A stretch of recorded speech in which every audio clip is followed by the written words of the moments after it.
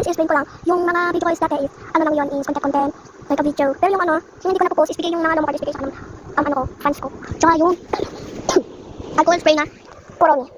Bigyan lang din doon ng ano ko. Kasi di ko lang kasi gabi na yun. Tsaka ko siya. Paggawa ka daw. Sanay na ako ng ganito. Kasi pag gano'n naman, mukhang JJ mo pag gano'n. Cutie-cutie lang. Gusto ko yung ganitong hair. Lang dito. Kasi gusto ko lang. Shoutout pa lang kay Amara. Tagtag ko na lang dito. Sabi, yung followers face ata. Ewan ko guys. Maganda naman.